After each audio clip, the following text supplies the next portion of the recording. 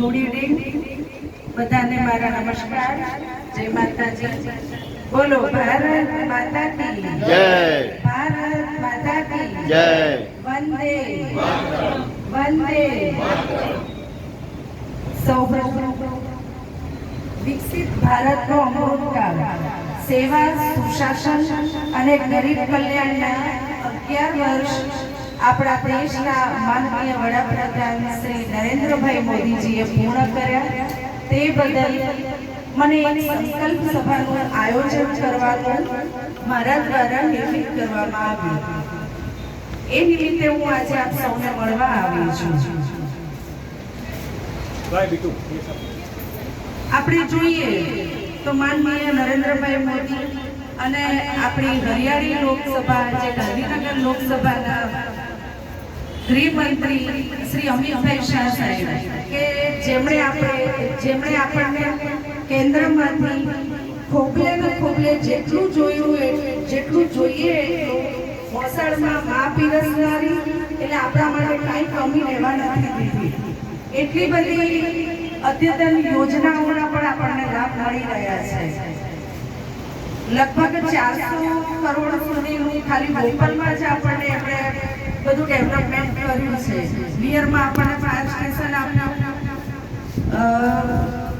Urban health centre આપ્યું, જોવા જઈએ તો નર્મદાનું પાણી આપણા સુધી આવ્યું.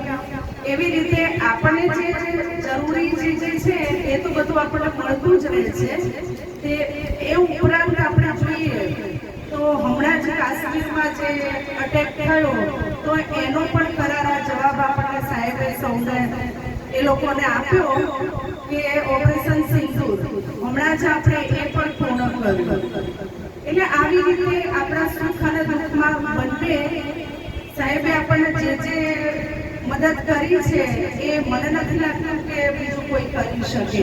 એટલે આવનારા વર્ષોમાં પણ આપણે તો એવું છીએ કે આપણા દેશની અત્યારે ઇકોનોમી જોવા જઈએ તો ભારત અત્યારે 4થા નંબર ઉપર છે. કે સાહેબે ઘણું બધું આપણા માટે કર્યું છે, કોઈ સ્વાર્થ વગર. એટલે બસ મારી આજની બેઠક એ જ હતી કે આપણો સંકલ્પ હતો કે આપણે હર હંમેશા એ જ ઈચ્છીએ કે નરેન્દ્રભાઈ મોદી જ આપણા વડાપ્રધાન બને. ભારત માતા કી જય. અસ્તુ.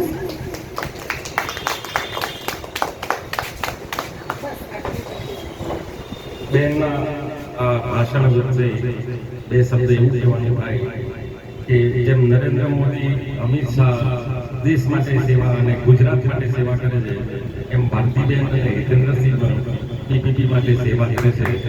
તો એમને પણ આપણે આજુબાજુ વધારી દેવા જોઈએ અને એમનું પણ આપણે ખૂબ માન સન્માન અને ફરી કોર્પોરેશનનું ઇલેક્શન આવે તો ખોબલે વોટ આપી એમને ફરીથી પ્રતિનિધિત્વ બનાવીએ એવો આજે આપણે સંકલ્પ લઈએ.